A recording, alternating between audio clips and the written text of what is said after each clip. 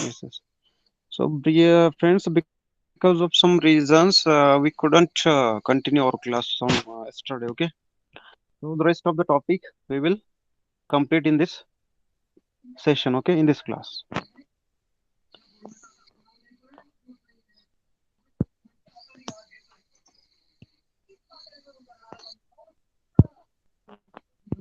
Okay, I'm gonna present my screen to all of you.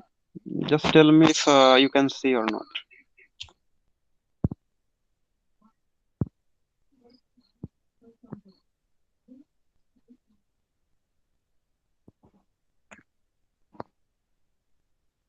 Is the screen visible to all of you?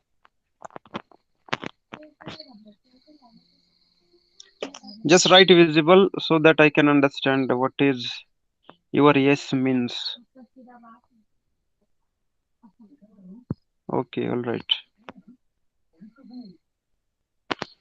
So, friends, let's see what we have seen up to now in this chapter. Okay, political parties. भारतामध्ये party system आहे, multi party system. Okay, आपल्याकडे एकापेक्षा अधिक parties आहेत. जसं तुम्ही चायनामध्ये बघितलं तर एकच पार्टी आहे तिथे, फक्त people's liberation people's communist party. Okay, Chinese communist party म्हणतात त्याला. तुम्ही अमेरिकेत गेला तर तिथे two party system, that is Republican and Democratic, अशा दोन सिस्टम आहे. तसं युके मध्ये गेला म्हणजेच इंग्लंडला, ग्रेट ब्रिटन येथे तिथे टू पार्टी सिस्टम आहे. परंतु आपल्याकडे तसं नाही. आपल्याकडं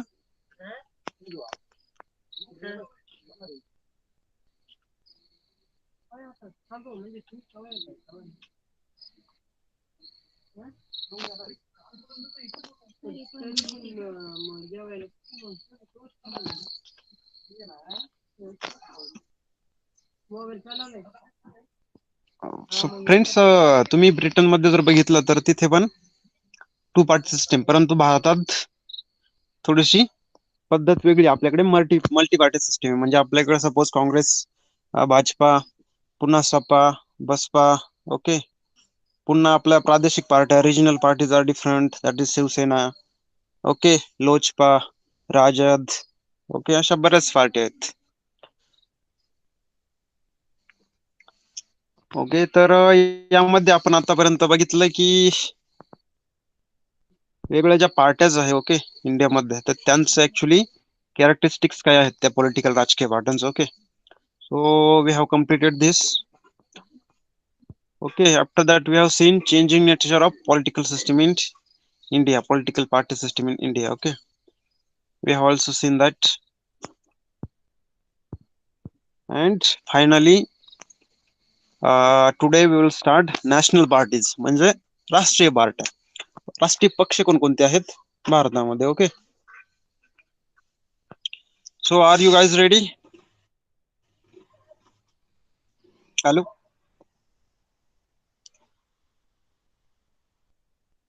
Okay.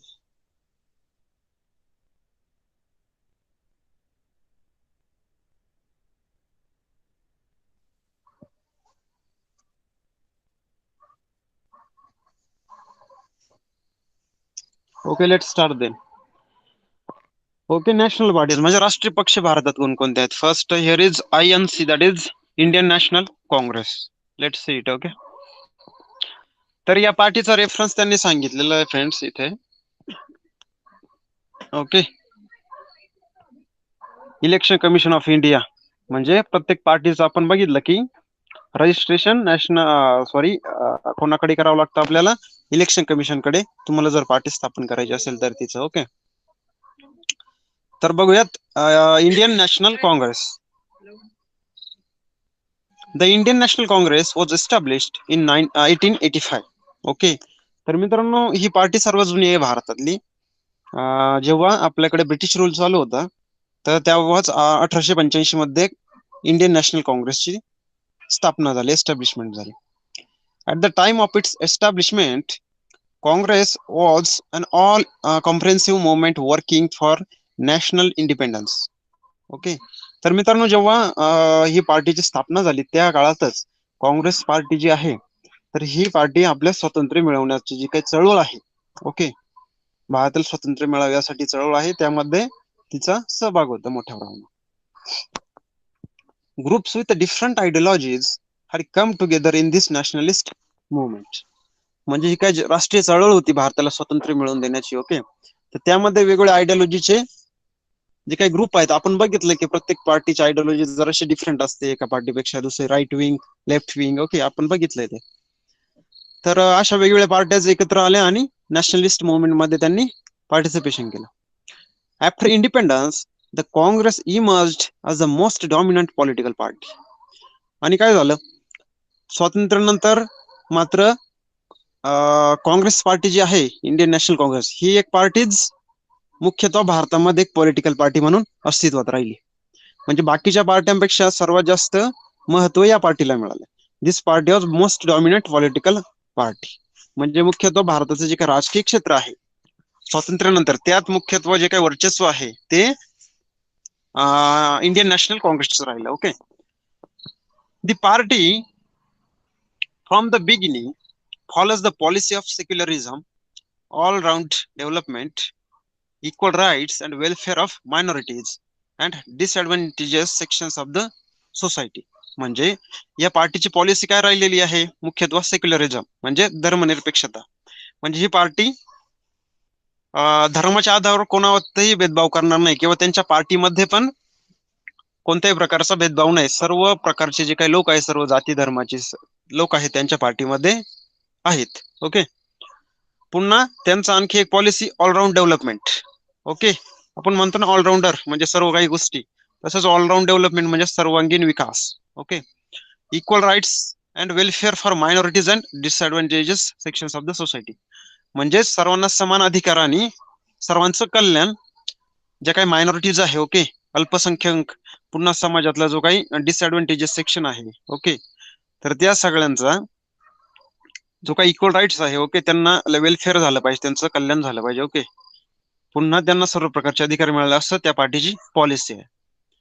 Accordingly Congress has organised various programmes to achieve those objective. आता पार्टीची ही पॉलिसी तर आपण बघितली, परंतु ती अचीव करण्यासाठी त्यांनी वेगवेगळे प्रोग्राम्स पण सुरू केले. ओके, ऑर्गनाइज केले. The party believes in democratic socialism, social equality and international peace. आणखी पार्टीचा एका गोष्टींवर म्हणजे भर देते, एका गोष्टीवर पार्टीचा विश्वास आहे. ओके, कोणत्या, डेमोक्रॅटिक सोशलिझम म्हणजे लोकशाही समाजवाद. ओके, पुन्हा सोशल इक्वालिटी सामाजिक समानता आणि इंटरनॅशनल पीस म्हणजे आंतरराष्ट्रीय स्तरावर शांतता प्रस्थापित करणं. या सर्व काँग्रेस पार्टीच्या म्हणजे इंडियन नॅशनल काँग्रेसच्या काही बिलीफ्स आहे किंवा त्यांच्या पॉलिसीज आहे. Okay,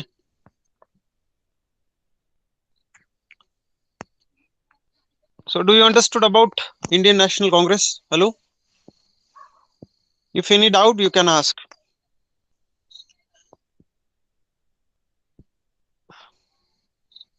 Okay, so let's take the next national party. Okay, communist party of India. Okay, भारताचा कम्युनिस्ट पक्ष. त्यांचं इथं चिन्ह पण दिले, तुम्ही बघू शकता, विळा आणि एक गहू किंवा धानाचं एक आकृती आहे. आणि इथं काँग्रेसचं बघितलं तर पंजा, तर माहित असेल सर्वांना. Okay, this party based on the communist ideology was establish in 1925. म्हणजे ही जी पार्टी आहे, ओके, तर तिच्या नावामध्येच दिले कम्युनिस्ट पार्टी, त्यामुळे या पार्टीची आयडियोलॉजी पण कम्युनिस्ट आहे आणि याची स्थापना 1925 मध्ये झाली. आता कम्युनिस्ट म्हणजे काय, तर तुम्ही कार्ल मार्क्स याच्याबद्दल स्टडी केलाय. ओके, तर कार्ल मार्क्सची जी काही विचारसरणी होती, ओके, तिला कम्युनिस्ट विचारसरणी म्हटलं जातं.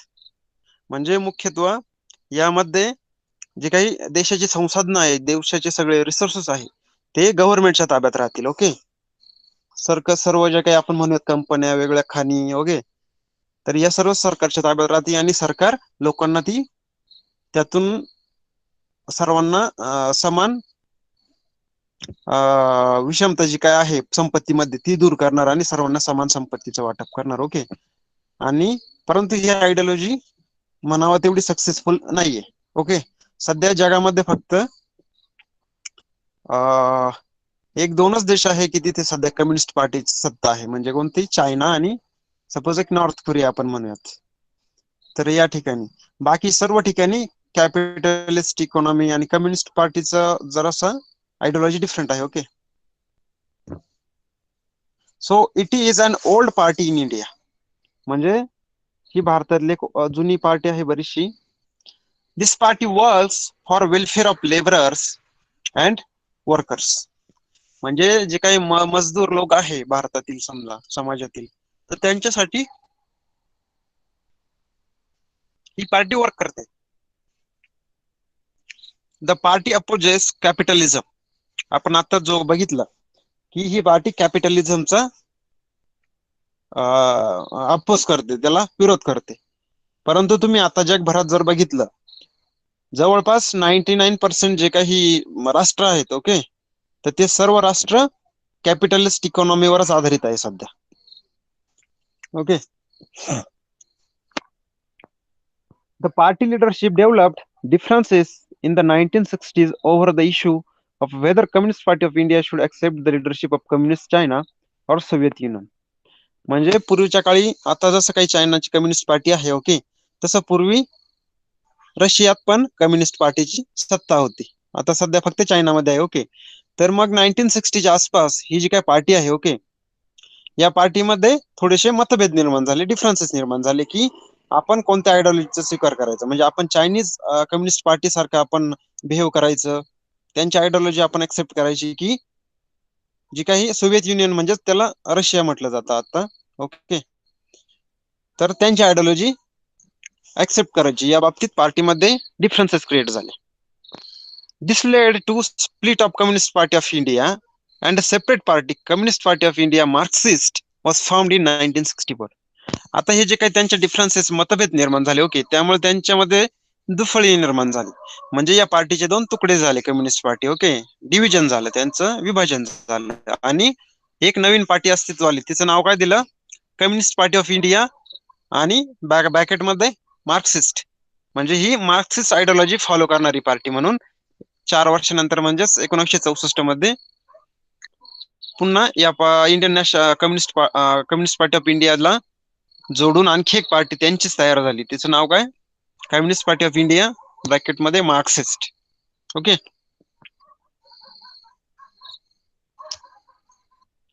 So friends, do you understand about Communist party of India? Hello,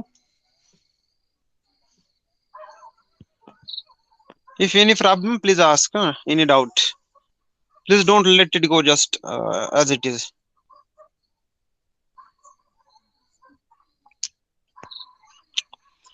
the next party is भारतीय जनता पार्टी, बीजेपी. ओके, त्यांचं चिन्ह कमळ माहित आहे आपल्या सर्वांना. Okay, Bharatiya Janata Party is an important party at the national level. Okay, राष्ट्रीय स्तरावरील ही एक महत्वाची पार्टी आहे बीजेपी, भारतीय जनता पार्टी. भारतीय जनसंघ वॉज एस्टॅब्लिश्ड इन 1951. म्हणजे तुम्हाला माहितच असेल, आपलं जे काही पहिलं इलेक्शन झालं इंडियामध्ये आफ्टर इंडिपेंडन्स ते 1951 मध्ये झालं, बरोबर आहे. आणि त्याच वेळी भारतीय जनता पार्टीची स्थापना झाली. This party was merged with Janata Party that was establish in 1977. आता मित्रांनो, ही जी काही बीजेपीची पार्टी आहे, ओके, ही 1951 पासून आहे. परंतु जेव्हा इंदिरा गांधींनी आणीबाणी लागू केली, ओके, इंदिरा गांधींनी 1975 मध्ये जी काही आणीबाणी लागू केली ती 2 वर्ष झाली, जवळपास 1977 पर्यंत. आणि मग 77 मध्ये पुन्हा लोकसभेच्या निवडणुका घेण्याचं ठरवतं. आता इंदिरा गांधींनी जी काही आणीबाणी लागू केली त्यामुळे काय झालं की कोणालाही कोणावर कोणत्याही प्रकारचे खटले दाखल करून त्यांना जेलमध्ये डांबण्यात आलं, लोकांचे राईट्स हिरावून घेण्यात आले त्या ठिकाणी. ओके, तर यामुळे भारतातील जनता, भारतातील जेवढे काही पक्ष होते, ओके, तर ते पक्ष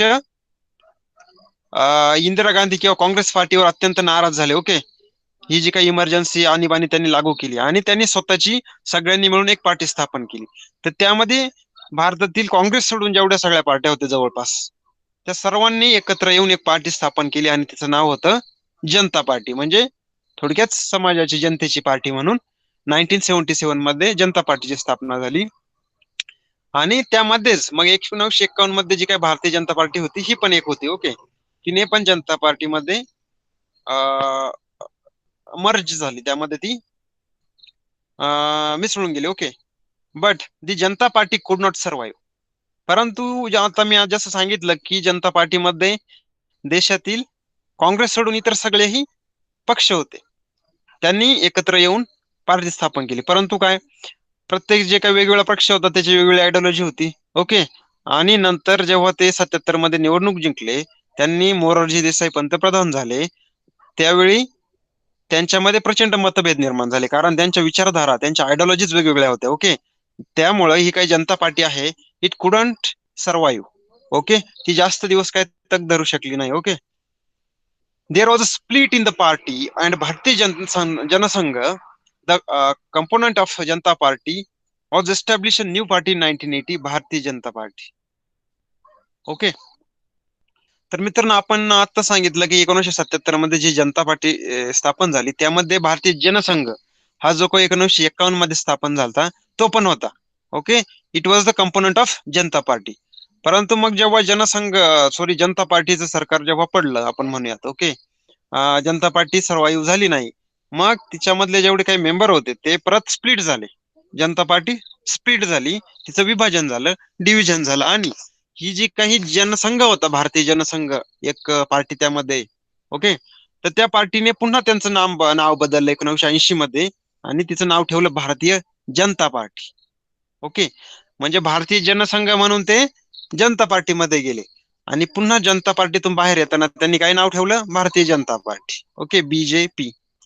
the party stands for the protection of Indian culture and traditions.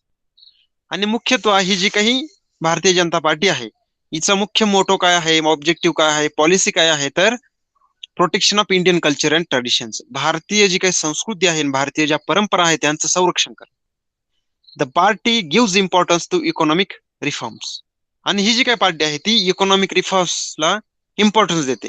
म्हणजे आर्थिक सुधार आहे, देशाची अर्थव्यवस्था चांगल्या पद्धतीने ग्रो व्हावी, वाढावी, याकरता जे रिफॉर्म्स, जे सुधारणा करणं गरजेचं आहे, त्याच्या फेवर मध्ये ही पार्टी आहे. ओके. आता सध्या आपल्या देशामध्ये केंद्र सरकारमध्ये बीजेपीचं सरकार आहे, बरोबर? समजलं? भारतीय जनता पार्टी आधी ते भारतीय जनसंघ म्हणून 1951 मध्ये एस्टॅब्लिश झाली. नंतर 1977 मध्ये it merge into Janata Party. परंतु Janata Party couldn't survive for long time. Then this Bharatiya Jana Sangh come out as a Bharatiya Janata Party, renamed as Bharatiya Janata Party, and its ideology is to protect Indian culture and traditions. Also, they give importance to economical reforms. What about other students? Are they getting the points? Are they understanding the topic? Hello? Okay. Your response is very important, your feedback. So let's take the next party. Communist Party of India, Marxist. आता मित्रांनो, आपण इथे बघितलं की 2 नंबरला की communist party of India आहे, परंतु ती 1964 मध्ये स्प्लिट झाली, कारण त्यांच्यामध्ये आयडिओलॉजिकल डिफरन्सेस क्रिएट झाले. सॉरी, आयडिओलॉजिकल नाही, परंतु एक पार्टी लेवलला त्यांचे डिफरन्सेस तयार झाले की आपण चायनीज कम्युनिस्ट पार्टीचा असं ऍक्सेप्टन्स करायचं की सोव्हिएत युनियनचा. ओके. त्यामुळे ती पार्टी स्प्लिट झाली आणि communist party of India, Marxist ideology वाली पार्टी अस्तित्वात आली. तर मग 4 नंबरला हा पक्ष बघणार आहोत. हा पण राष्ट्रीय पक्ष आहे. ओके. म्हणजे हा देशभरात निवडणुका लढतो पूर्ण. This party proclaims socialism, secularism and democracy. आता ही पार्टी कशाला महत्व देते? सोशलिझम, समाजवाद, सेक्युलरिझम, धर्मनिरपेक्षता, आणि डेमोक्रेसी, लोकशाहीला. The party opposes imperialism. म्हणजे ही जी काही पार्टी आहे ही जे काही आपण म्हणतो राजघराण्यांचा जो काही लोकांवर वर्चस्व असतं, ओके, राजेशाही आपण म्हणतो, रॉयल कारभार वगैरे. ओके. तर हा जी काही राजेशाही कारभार आहे, ओके, तर या गोष्टीला, इम्पेरियलिझमला तिने अपोज केला, त्याने विरोध केला, आणि डेमोक्रेसीला त्यांनी इम्पॉर्टन्स दिला.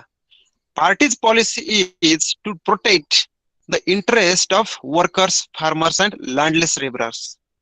म्हणजे जे काही भूमिहीन मजूर आहेत, जे काही शेतकरी आहेत, जे काही वर्कर्स आहेत, तर त्यांचे जे काही इंटरेस्ट आहे, ओके, त्यांना प्रोटेक्ट करणं, त्यांना सर्व प्रकारच्या सुविधा देणं, त्यांच्या बाजूने लढणं.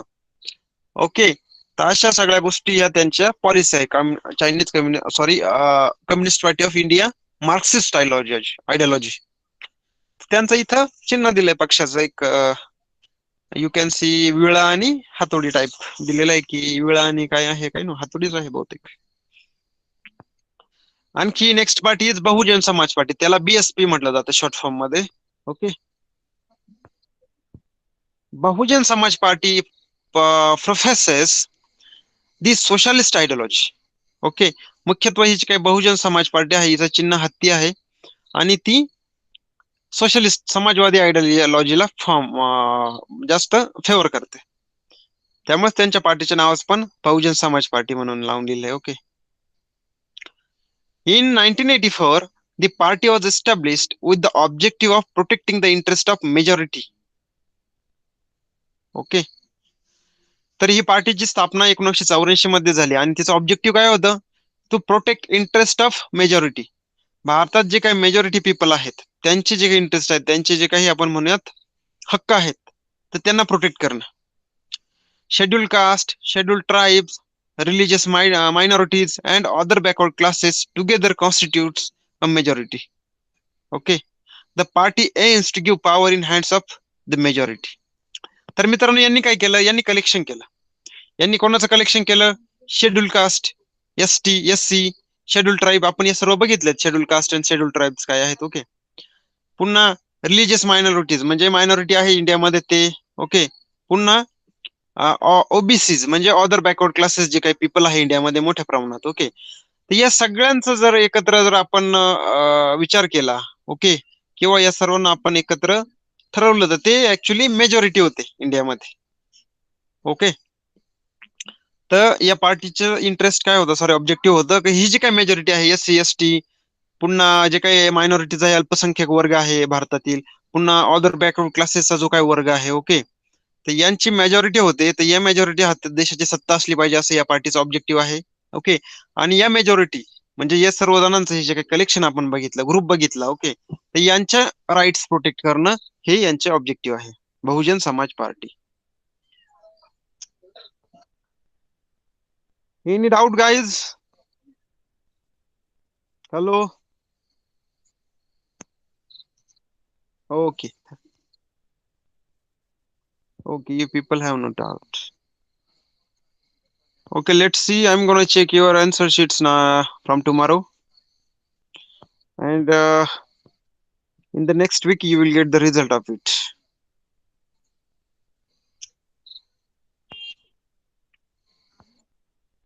Now let's see Nationalist Congress Party. त्याला NCP in short म्हटलं जातं, राष्ट्रवादी काँग्रेस पार्टी. आणि मुख्यत्वे ही पार्टी महाराष्ट्रामध्येच आहे. जरी ही नॅशनलिस्ट आपण म्हणू, नॅशनल पार्टी जरी आपण हे कन्सिडर केलं, ओके, तरी पण ही जी काही पार्टी आहे ही मुख्यतः भारतामध्येच, सॉरी महाराष्ट्रामध्येच निवडणूक लढते. शरद पवार यांची जी काही पार्टी आहे, आपण म्हणतो शरद पवार, अजित पवार यांची जी पार्टी आहे, ओके, तर तिला नॅशनलिस्ट काँग्रेस पार्टी म्हणतात. ही पार्टी पण मुख्यतः अगोदर काँग्रेसचाच भाग होती, आपण बघूयात. Okay. In 1999 there was a split in Congress party and Nationalist Congress party was established. म्हणजे मित्रांनो आपण ही जे काय INC बघितलं आता, इंडियन नॅशनल काँग्रेस, ओके, तर त्यामध्ये 1999 मध्ये स्प्लिट झाला आणखी एक. ओके. ऑलरेडी 1969 मध्ये स्प्लिट झाला होता, परंतु त्यानंतर पुन्हा 1999 मध्ये स्प्लिट झाला आणि त्यातून एक गट बाहेर पडला आणि त्या गटाने एक नवीन पार्टी स्थापन केली. तिचं नाव होतं nationalist Congress party, Rashtravadi Congress party. त्याचं चिन्ह दिले घड्याळ. The party believes in the values of democracy, equality and secularism. तर या पार्टीचे पण जे काही ऑब्जेक्टिव्ह आहे, व्हॅल्यूज आहेत, बिलीव्स आहेत, हे काँग्रेस पार्टी सारखेच आहेत. Secularism, equality, democracy. The party was in power in Maharashtra from 1999 to 2014 in coalition with the Congress party. म्हणजे मित्रांनो बघा, काँग्रेस पार्टी ही जी काही काँग्रेस पार्टी मधनच बाहेर पडली, स्प्लिट झाली आणि पुन्हा काँग्रेस पार्टी संघ सत्ता स्थापन केली एकत्र येऊन.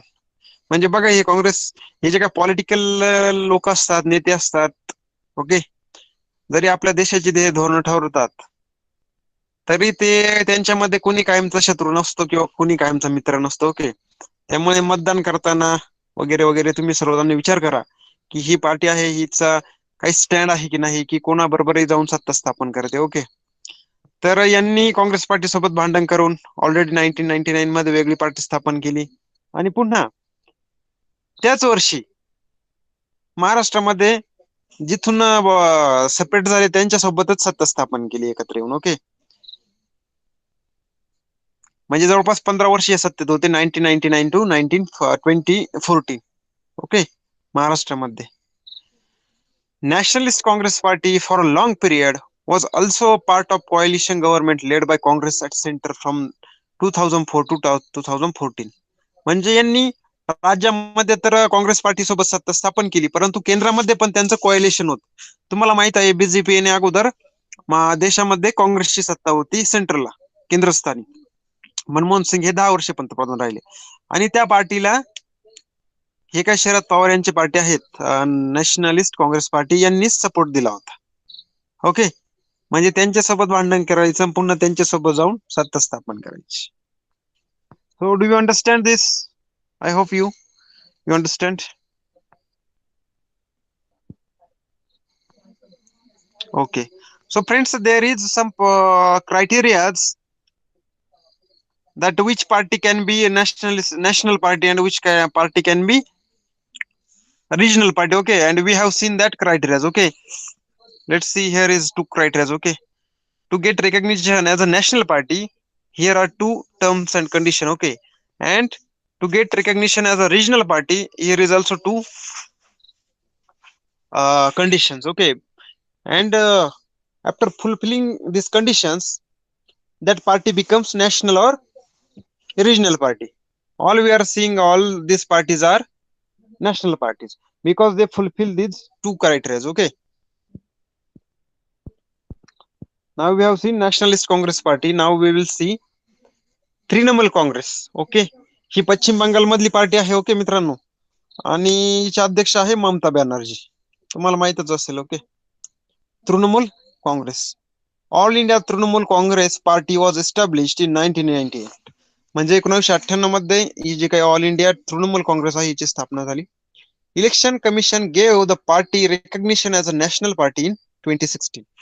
म्हणजे बघा मित्रांनो, सुरुवातीला ही जी काही पार्टी जेव्हा स्थापन झाली तेव्हा ती रिजनल पार्टी होती तृणमूल काँग्रेस. 1988 ते 2016 पर्यंत ही रिजनल पार्टी होती, कारण यांची सत्ता फक्त त्या राज्यापुरतीच मर्यादित होती, पश्चिम बंगालपुरती, वेस्ट बेंगॉलपुरती, आणि देशभरात ती दुसरीकडे काही निवडणूक लढत नव्हती. परंतु 2016 मध्ये यांनी यांचे क्रायटेरिया फुलफिल केले आणि election commission gave recognition as a national party. The party supports democracy, secularism and protection of interest of weaker sections of the society. तर मित्रांनो, या पॉलिटिकल पार्टीची आयडियोलॉजी काय आहे? Democracy, secularism and protection of interest of weaker section. म्हणजे मित्रांनो तुम्ही बघा, प्रत्येक पार्टी जवळपास सगळ्या पार्टींची आयडियोलॉजी, ऑब्जेक्टिव्ह हे जवळपास सेम आहेत. Okay. Democracy, secularism and equality. Okay. Protecting the interest of the weaker section. All the ideologies are almost same. तर मित्रांनो, तृणमूल काँग्रेसचं इथं एक चिन्ह दिलंय बघा, तुम्ही बघू शकता इथे ट्राय कलर मध्ये आहे. Now one chart is given over here. Let's see what is number of seats secured by national parties in Lok Sabha election 2009 and 14. तर मित्रांनो, जेव्हा हे पुस्तक छापलं तेव्हा माझ्या मते 2019 ची निवडणूक झालेली नव्हती. म्हणजे मागील वर्षी आपल्याकडे जी काही निवडणूक झाली आणि पंतप्रधान म्हणून बीजेपीचं सरकार आलं, सॉरी, पंतप्रधान म्हणून नरेंद्र मोदी पुन्हा निवडून आले. ओके. त्यामुळे इथं 2019 दिलेला नाही नंबर, फक्त 2009 आणि 2014 या वर्षी जे काही लोकसभेचे इलेक्शन झाले पंतप्रधान पदाचे. ओके. तर तेव्हा ह्या ज्या काही पार्ट्या आपण बघितल्या नॅशनल पार्टीज, ओके, आतापर्यंत, तर यांना किती सीटे मिळाल्या होत्या आपण बघूयात. ओके. तर मित्रांनो, 2009 मध्ये जी काही इंडियन नॅशनल काँग्रेस आहे तिला 206 सीटे मिळाली होती. म्हणजे टोटल 545 जे काही सीट आहे, 545 लोकसभेमध्ये टोटल, त्यापैकी 206 सीट्स त्यांना मिळाले होते.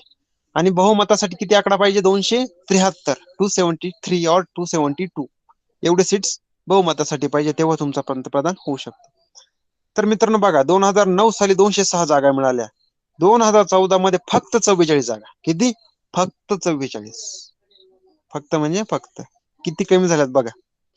कारण मोदी लाट आलेली होती त्यावेळी, तुम्हाला माहित असेल, बीजेपीचं सरकार झालं मोठ्या प्रमाणात. बीजेपीला स्पष्ट बहुमत मिळालं होतं. 272च्या पुढे जागा मिळाल्या होत्या, जवळपास 282 काहीतरी. त्यानंतर कम्युनिस्ट पार्टी ऑफ इंडिया हिला 2009 मध्ये किती जागा मिळाल्या? 4 जागा फक्त. आणि 2014 मध्ये एकच जागा मिळाली, म्हणजे ही काही फार मोठी पार्टी नाही. भारतीय जनता पार्टीला 2009 मध्ये किती जागा मिळाल्या? 116. त्यांना किती पाहिजे होत्या पंतप्रधान पदासाठी? 272, पण त्यांना नाही मिळाले. ओके. त्यामुळे 2009 मध्ये काँग्रेसचं सरकार होतं, बीजेपीचं नाही. आणि 2014 मध्ये जेव्हा आपण मोदी लाट म्हणतो, तेव्हा किती आले? 282 जागा. म्हणजे यांना कोणत्याही पार्टीसोबत कॉलिशन करायची गरजच पडली नाही. पण तरी पण कॉलिशन होतं त्यांचं, कॉलिशन करूनच ते लढले, युती करूनच ते लढले. ओके. शिवसेना, अकाली दल, लोजपा, बिजू काँग्रेस दल, ओके, बिजू पार्टी म्हणत आपण. तर त्यांच्या 282 जागा. पुन्हा communist party of India, Marxist ideology, हिला 16 जागा मिळाल्या.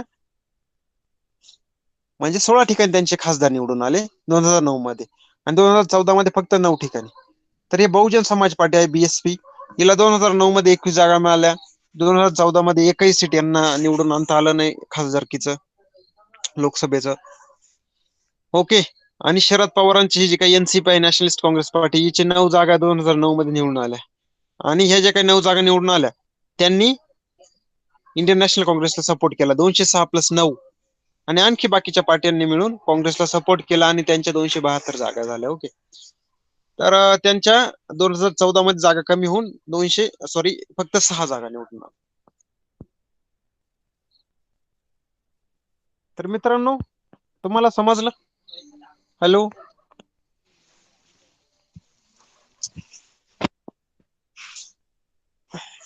काही डाऊट आहे का याबद्दल? आपण बघितलं आतापर्यंत त्यात. ओके,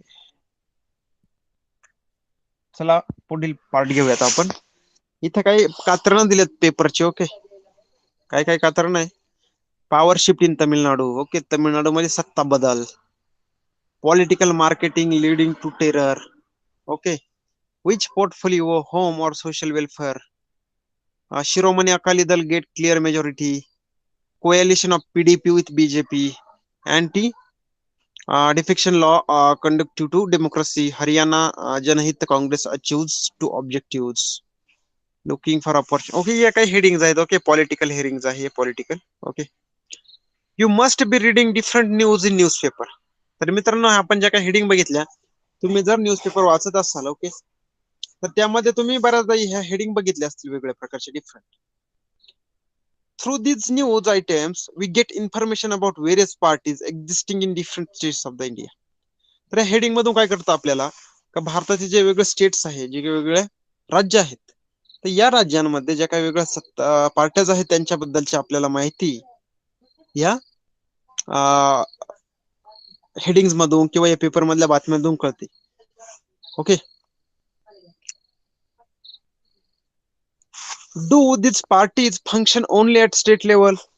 तर मित्रांनो, तुम्ही विचार करू शकता, ओके, जेव्हा तुम्ही हेडिंग बघाल, तर त्यात एखादी पार्टी दिली असेल, तर ह्या ज्या काही पार्ट्या आहेत वेगवेगळ्या, तर या पार्ट्या पूर्ण देशभरात राष्ट्रीय लेवल, स्टेट लेवललाच फंक्शन करतात, की पूर्ण नॅशनल लेवलला पण निवडणूक लढतात. ओके. तुमच्या मनात विचार येऊ शकतो. ओके. म्हणजे सपोज तुम्ही शिवसेना विचार केला, शिवसेना फक्त महाराष्ट्रात निवडणूक लढते, की बाहेरच्या राज्यात पण निवडणूक लढते? त्यांचं फंक्शन, त्यांचं कार्य फक्त महाराष्ट्राचं चालतं, की स्टेट लेवलला चालतं, की फक्त की नॅशनल लेवलला पण चालतो? की हा विचार तुमच्या मनात येऊ शकतो. Some state leaders are influential at national level, while some have influence only at state level. Why it is so? म्हणजे मित्रांनो बघा, काही जे काही अधिकारी, पार्टीचे लीडर्स आहे, नेते आहे, ओके, त्यांचा जो इन्फ्लुएन्स आहे तो राष्ट्रीय लेवल पर्यंत असतो. म्हणजे पूर्ण देशभरात त्यांचं नाव माहीत असतं. ओके. देशभरात त्यांना काहीतरी ओळख असते. आणि काही जे काही पॉलिटिकल नेते आहेत, काही पार्ट्यांचे, त्यांना फक्त प्रादेशिक ओळख असते. त्यांना बाहेर कोणी जास्त ओळखत नाही. बाहेर भारतातील जे काही इतर राज्य आहेत, तर त्यांच्याच राज्यात त्यांना ओळखलं जातं, बाहेरच्या राज्यांमध्ये त्यांना जास्त ओळखलं जात नाही. तर असं का होतं? ओके. तर मित्रांनो, तुम्ही जर शरद पवारांचं उदाहरण जर घेतलं, तर शरद पवार यांची एकच पार्टी आहे, ती फक्त सध्या महाराष्ट्रात आहेत. ओके. परंतु त्यांना अख्खा देश ओळखतो, कारण पूर्वीच्या काळात त्यांनी देशाचे कृषी मंत्री म्हणून पद भूषवलेलं आहे. ओके. परंतु तुम्ही जर राज ठाकरे यांचं नाव घेतलं, ओके, ते फक्त महाराष्ट्रापुरते मर्यादित आहे. मुख्यतः बाहेरच्या राज्यांमध्ये त्यांचं जास्त काही फंक्शन नाही, त्यांची पार्टी पण बाहेरच्या राज्यांमध्ये नाही. ओके. तर ह्याच्या काही गोष्टी आहेत, ह्या तुमच्या पण डोक्यात येत असेल तर असं का होतं. Okay. With the help of such questions we will try to get information about various regional parties in India. Okay. तर यासारखे जे काही प्रश्न तुमच्या डोक्यात येतात, माझ्या डोक्यात येतात, त्याद्वारे आपण भारतातील जे काही रिजनल पार्टी आहे, प्रादेशिक वेगळ्या पार्टीज आहेत, त्यांच्याबद्दल इन्फॉर्मेशन घेणार आहोत. We will study some of the regional parties from different parts of the India. म्हणजे देशाच्या विविध भागातून ज्या काही वेगळ्या रिजनल पार्टीज अस्तित्वात आहेत, तेथे कार्य करतात, फंक्शन करतात, त्यांच्याबद्दल आपण माहिती बघणार आहोत. In India, we find people speaking different languages and having different traditions and culture.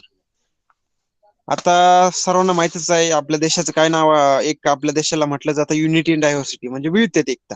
भारतामध्ये अत्यंत डायव्हर्स कल्चर आहे, डायव्हर्स ट्रेडिशन्स आहे. वेगवेगळे जे राज्य आहे, प्रत्येक राज्याची वेगळी ट्रेडिशन आहे, परंपरा आहेत, कल्चर आहेत, संस्कृती आहे. ओके. वेगवेगळ्या भाषा बोलणारे लोक आहे. ओके. आपली मुख्यतः भाषेवर प्रांतरचना केली आहे. आपले जे काही राज्याची जे स्थापना आहे, विभाजन आहे, ते भाषेच्या आधारावर केलंय. म्हणजे मराठी बोलणारे महाराष्ट्रात, ओके, तमिळ बोलणारे तमिळनाडूत, ओके, तेलुगू बोलणारे आंध्र प्रदेशामध्ये, तेलंगणामध्ये, ओके, कन्नड बोलणारे कर्नाटकात. तर अशा प्रकारचे आपल्यामध्ये वेगळ्या प्रकारचे ट्रेडिशन अँड कल्चर आहे, लँग्वेजेस आहे. They belong to different parts of India. आणि भारताच्या वेगवेगळ्या भागामध्ये ते आढळून येतात. Okay. We see different regions have their own language. प्रत्येक भागाची स्वतःची त्यांची लँग्वेज आहे. जसं महाराष्ट्राचा विचार केला तर मराठी मुख्य लँग्वेज आहे, तमिळनाडूची Tamil. You have already studied different geographical regions in Maharashtra. In Maharashtra, there exists geographical and cultural diversity. Maharashtra is different from Madhya Pradesh and Karnataka. Okay. महाराष्ट्रामध्ये वेगवेगळे जिओलॉजिकल रिजन आहे. ओके. आणि महाराष्ट्रामध्ये वेगवेगळे जिओग्राफिकल आणि cultural diversity पण आहे.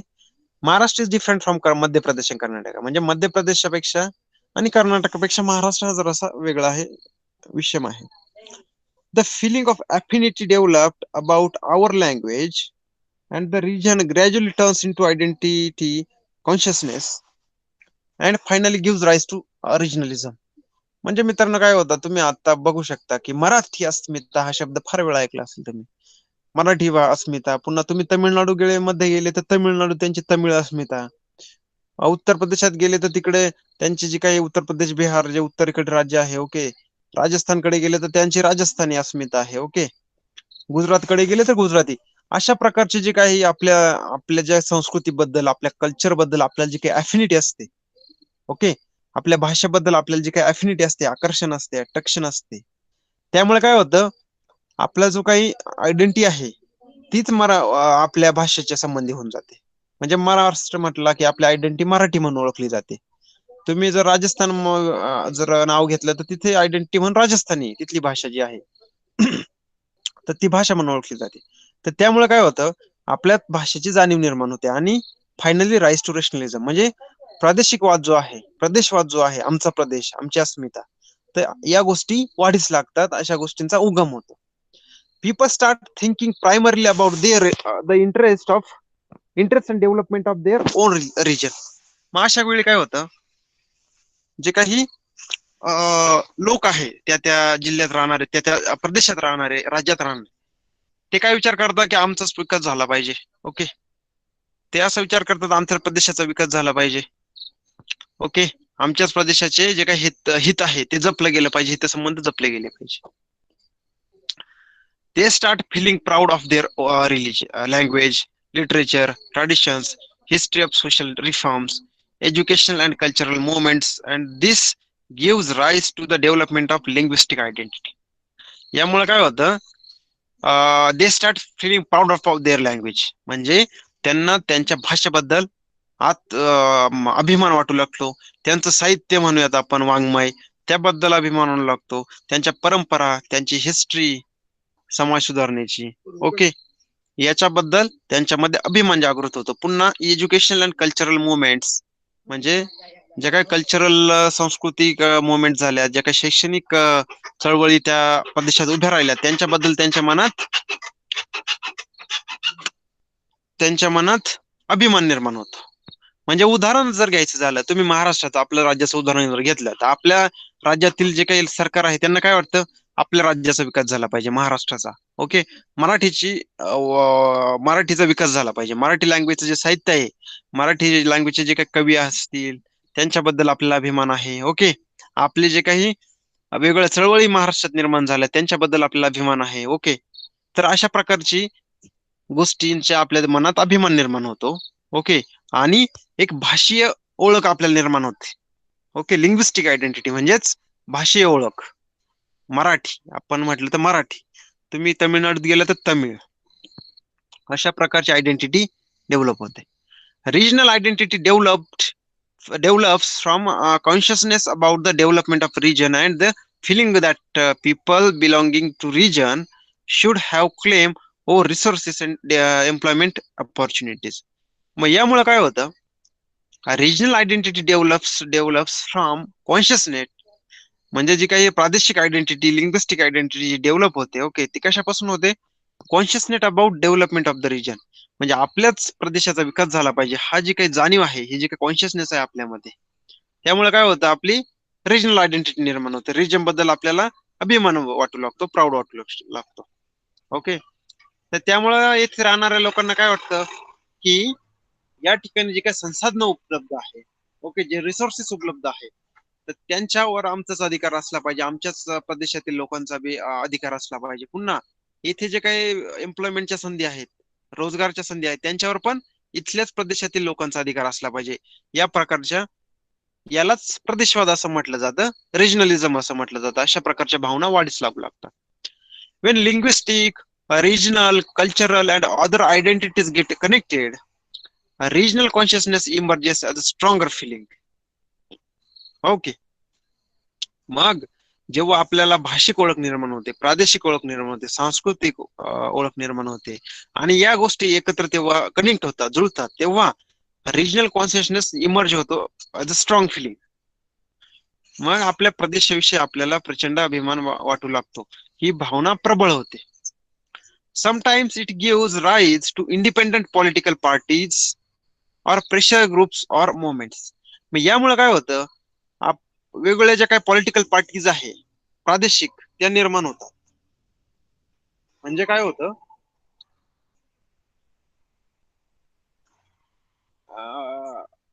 मित्रांनो, समटाइम्स त्यामुळे काय होतं, इंडिपेंडंट स्वतंत्र ज्या काही प्रादेशिक पार्टी आहेत त्यांची स्थापना होते, किंवा जे काही दबाव ग्रुप आपण म्हणतो, प्रेशर ग्रुप्स आहे, की ज्यांच्यावर सरकारवर दबाव आणतात मागण्या मान्य करून घेण्यासाठी.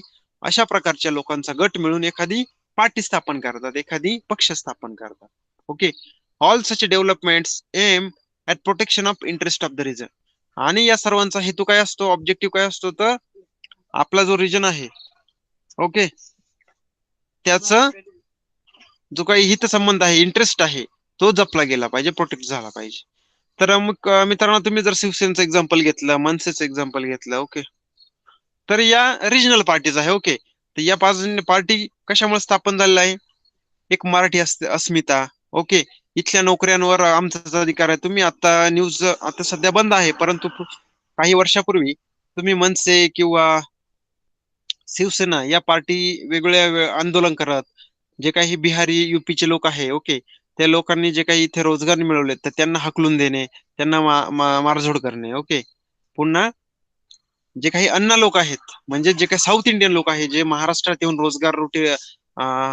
रोजीरोटी कमवतात, ओके, तर त्या सर्वांना हकलून लावत होते या पार्ट्या, शिवसेना झालं, मनसे झालं. कारण त्या पार्टींचं असं म्हणणं आहे की इथल्या सगळ्या प्रकारचे जे रिसोर्सेस आहेत त्यांच्यावर आमचा अधिकार आहे. ओके, इथं जे काही रोजगारच्या संधी आहे, सर्वप्रथम मराठी माणसांना मिळालं पाहिजे. ओके, मराठी माणूस जगला पाहिजे, मोठा झाला पाहिजे. ओके, तर थोडक्यात या झाल्या प्रादेशिक पार्ट्या. आपण बघूयात कोणकोणत्या रिजनल पार्टी आहेत. तर मित्रांनो, इथपर्यंत समजलं काही प्रॉब्लेम? हॅलो,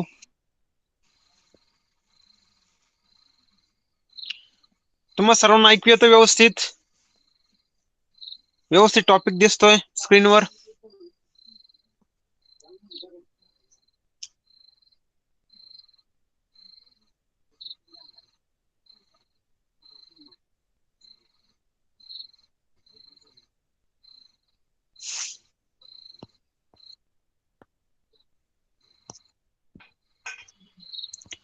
तर मित्रांनो, regional parties. Regional parties are those groups in the region who have a proud feeling about the different identity of their region and who compete to get political power with the objective of regional development. म्हणजे मित्रांनो, ह्या जे काही regional party आहेत ह्या कोणत्या आहेत? तर those groups in the region, म्हणजे ह्या पार्टी ज्या आहेत त्या प्रदेशातलेच ग्रुप असतात, गट असतात. Okay, who have proud feeling about different identity of their region. म्हणजे तुम्ही जर ते ज्या प्रदेशातून येतात, ओके, त्या प्रदेशाविषयी त्यांना एक प्रत्यंत अभिमान असतो. Okay, and who compete to get political power with the objective of regional development. आणि यांचं एक ऑब्जेक्टिव्ह असतं की रिजनल डेव्हलपमेंट करायची, त्यासाठी सत्ता हासिल करणं, सत्तेमध्ये येणं, मुख्यमंत्री होणं, वेगवेगळ्या ठिकाणच्या इलेक्शन लढणं, ते जिंकणं. ओके, तर या सर्व आहेत रिजनल पार्टीज. तर यांचा ऑब्जेक्टिव्ह आहे त्या रिजनचा विकास करणं, त्यासाठी सत्ता हासिल करणं, म्हणजे to get the political power to development of that region. Okay, आणि त्यांना त्यांच्या रिजनचा, त्यांच्या कलेचा, त्यांच्या परंपरेचा, ओके, सन्मान असतो, अभिमान असतो. Though they play a significant role in regional level, they influence national politics as well. म्हणजे मित्रांनो,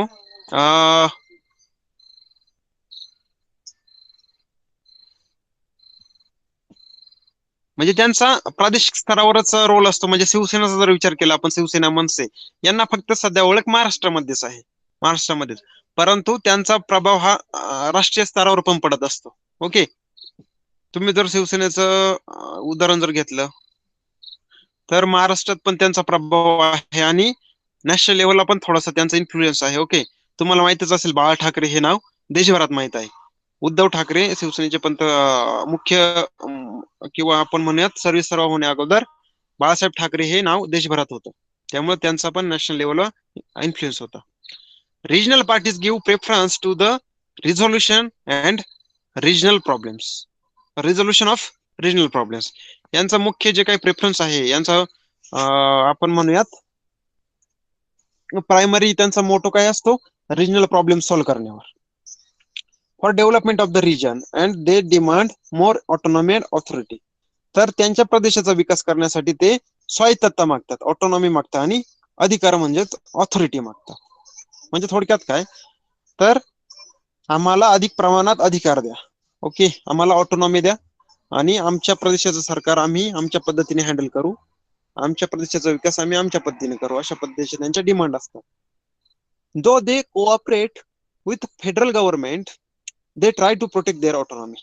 म्हणजे जरी ते केंद्र सरकारला मदत करत असतील, फेडरल गव्हर्नमेंटला, संघ राज्याला मदत करत असतील, ओके, म्हणजे तुम्हाला माहिती आहे मुख्यमंत्री हा पंतप्रधानांना मदत करत असतो एक प्रकारे, तरीही त्यांना त्यांची जी काही प्रादेशिक स्वायत्तता आहे ती टिकवायची असते.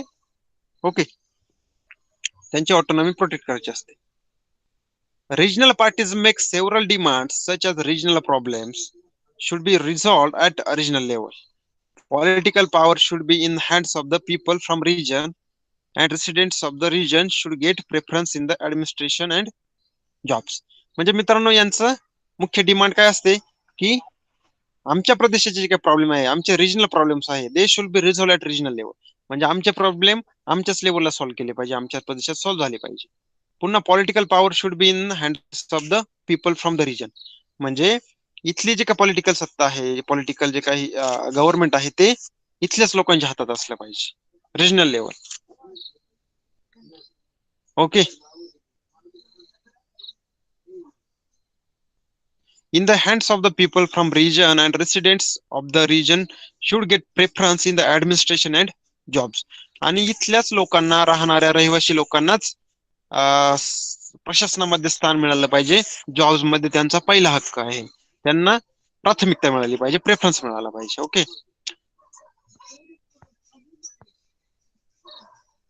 तर अशा प्रकारे ह्या रिजनल पार्टीज असतात. ओके,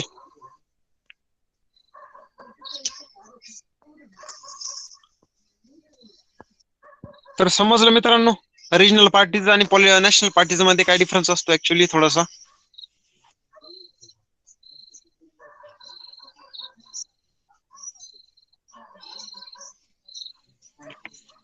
ओके, काही डाऊट असले तर तुम्ही विचारू शकता.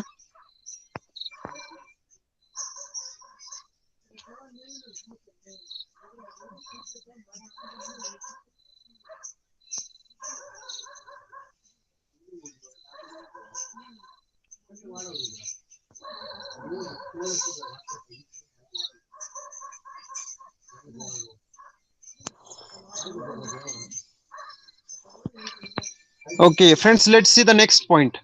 Changing nature of regional parties in India. म्हणजे भारतातील जे काही प्रादेशिक पक्ष आहेत, ओके, तर त्यांचा जरा काय बदल आहे त्यांच्यामध्ये होणार. ओके, त्यांच्या स्वभावात म्हणूयात आपण, नेचर म्हणजे थोडक्यात त्यांच्या कार्यशैलीमध्ये असं म्हणूयात आपण, काय काय बदल झालेत आपण बघूया. Regional parties come into existence in India in the post-independence period. However, over the years, their nature and role has changed significantly. म्हणजे मुख्यत्वे मुलांनो, जी काही रिजनल पार्टीज आहे यांची स्थापना भारतात स्वातंत्र्यानंतर चालू झाली आणि तेव्हापासून आतापर्यंत जे काही सपोज वर्ष गेलीत, दशक गेलीत, ओके, तर त्यामध्ये यांच्या नेचर अँड रोल मध्ये, भूमिकेमध्ये बराच बदल झाला.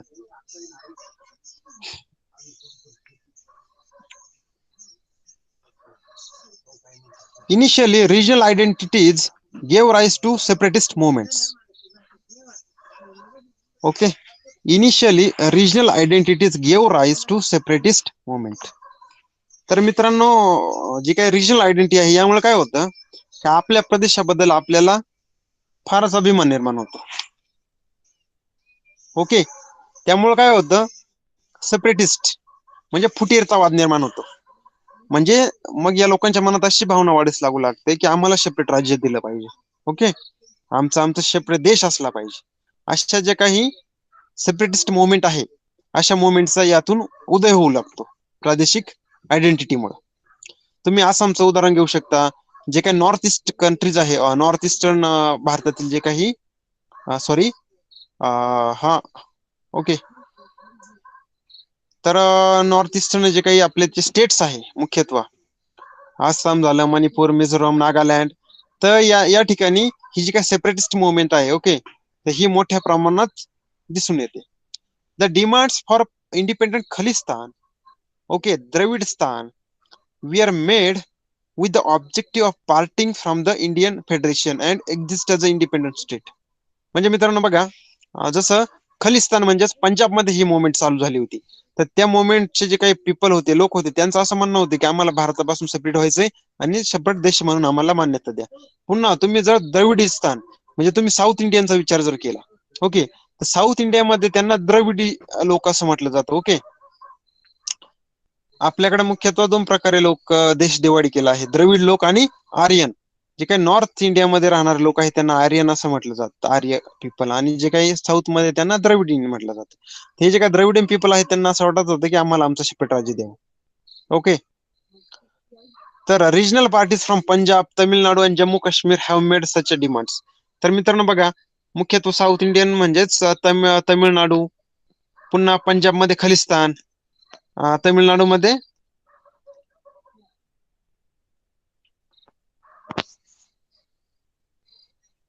ओके, तमिळनाडूमध्ये द्रविडियन मुवमेंट. ओके, या मुवमेंट मुख्यत्वे सेपरेटिस्ट मुवमेंट साठी जास्त आपल्याला माहित आहेत. ओके, सेकंड म्हणजे this is their changing nature. The demand of regional parties gradually changed. Instead of an independent state they started demanding more autonomy. म्हणजे काय, तर मुख्यत्वे आता सध्या काय झालंय, कोणी सेपरेट भारतापासून होऊ शकत नाही फार सहजासहजी. म्हणजे हे जे काही सेपरेटिस्ट ग्रुप आहे रिजनल आयडेंटिटी वाले, त्यांना कळून चुकलं की आपण भारतापासून वेगळं होऊ शकत नाही, आपल्या वेगळ्या देशाची मान्यता देऊ शकत नाही. परंतु आता त्यांनी वेगळी डिमांड केली. त्यांनी काय डिमांड केली? दे स्टार्टेड डिमांडिंग मोर ऑटोनॉमी. म्हणजे आम्हाला अधिक स्वातंत्र्य मिळावं, आम्हाला अधिक स्वायत्तता मिळावी. म्हणजे केंद्रापेक्षा आम्हाला आमच्या राज्यात जास्त अधिकार मिळाले पाहिजे, ऑटोनॉमी मिळाली पाहिजे. थोडक्यात आपण बघा, आताच जे काश्मीर होतं, काश्मीरला एक स्वतंत्र ऑटोनॉमस स्टेटस होतं.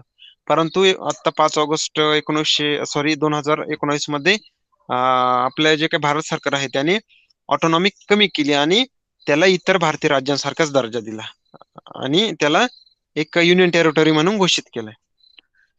Okay, they demand for more autonomy. This was the second state in the development of regional parties. This stage began after 1990. म्हणजे 1990 मध्येच ही स्टेज लागू झाली मुख्यत्व. म्हणजे त्या अगोदर मुख्यत्व सेपरेटिस्ट ग्रुप होते. तर या सेपरेटिस्ट ग्रुपला कळलं की काही हे काही शक्य नाही. मग त्यांनी काय केलं? मोर डिमांड केली ऑटोनॉमीची. आणि ही जी काही डिमांड आहे मुख्यत्व 1990 पासून चालू झाली. So the third point is the regional parties demanded that for the development of the region, people from the region should get power at the state and national level. म्हणजे त्यांचं असं म्हणणं आहे की आमच्या प्रदेशाचा जर विकास व्हायचा असेल, स्टेट डेव्हलपमेंट व्हायची असेल, तर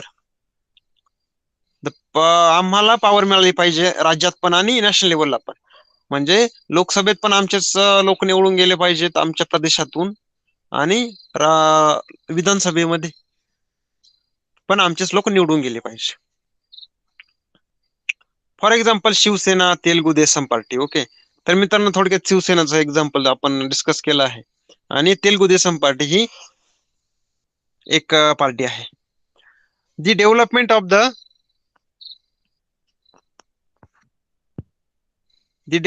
the regional party north east shows a different trend. म्हणजे नॉर्थ ईस्ट जे काही स्टेट्स आहेत त्या ठिकाणी थोडा वेगळा ट्रेंड आहे. They gave up their demand of separatism and have started demanding autonomy. बघा, आपण आताच बघितलं की त्यांच्या लक्षात आलं की आम्हाला सेपरेट करू शकत नाही, या देशापासून सेपरेट होणं मुश्किल आहे, सेपरेट देश मिळणं मुश्किल आहे. तर त्यामुळे त्यांनी मोर ऑटोनॉमी मागितली की आम्हाला अधिक स्वायत्तता द्या, आम्हाला अधिक स्वातंत्र्य द्या, अधिक अधिकार द्या. The regional parties from north east R now entering in main stream of national politics. म्हणजे हळूहळू या पार्टी पण त्यांचे सेपरेटिझम सोडून देशाच्या मुख्य राजकीय प्रवाहात येऊ राहिले आहेत. In short, we can say that role of regional parties in India has passed through various phases. म्हणजे या पार्टी ज्या आहेत या सुरुवातीच्या काळात फक्त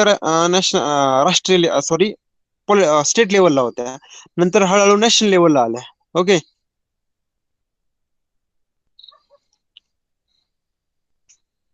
in short we can say that role of regional parties in India has passed through various phases from separatism to autonomy and now towards entry into mainstream national politics. म्हणजे सुरुवातीला सेपरेटिझम, नंतर ऑटोनॉमी मागितली, त्यानंतर आता ते मुख्य प्रवाहात येतात नॅशनल पॉलिटिक्स मध्ये. Okay, coalition politics is one of the consequence of their increasing influence in national politics. म्हणजे काय? जे काही नॅशनल पार्टी आहे, सपोज बीजेपीचे आपल्याला माहितच, देशात जर राष्ट्रीय लेवलला पंतप्रधान जर व्हायचं असेल तर 272 किंवा 73 सीट पाहिजे. ओके, म्हणजे 273 सीट पाहिजे जवळपास. तर असं समजा की बीजेपीला फक्त 260 सीट मिळाली, 13 सीट कमी आहेत. मग समजा नॉर्थ ईस्ट मधून जर एखादा पक्ष असेल प्रादेशिक, त्यांचे काय सीट निवडून आले असतील तर ते बीजेपी वाले त्यांना म्हणू शकतात की नाही, तुमचे 13 लोक आम्हाला द्या, म्हणजे आपल्या दोघांचं मिळून कोएलिशन स्थापन करू आणि आपण आपला पंतप्रधान करू. यामुळे काय झालं, जे काही त्यावेळेच्या ज्या काही रिजनल पार्टीज आहे, स्टेट पार्टीज आहे, ओके, तर त्या पण नॅशनल लेवलला येतात, त्यांना पण सरकारमध्ये स्थान मिळतं आणि त्या मेन स्ट्रीम मध्ये येतात. थोडक्यात त्यांचा इन्फ्लुएन्स पण नॅशनल लेवलला पण वाढून जातो. In India we have many regional parties. It is not possible to know about all such parties in this chapter.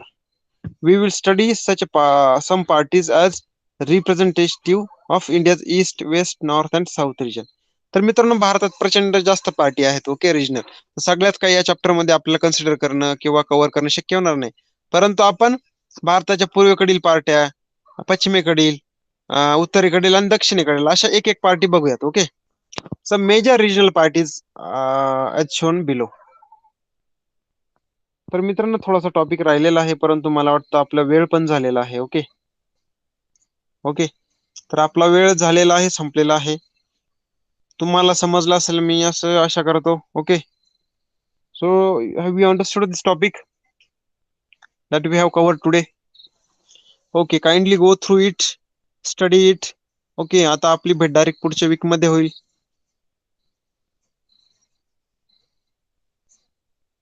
Okay okay, तर मित्रांनो good night to everyone, good bye. You can leave the class for today.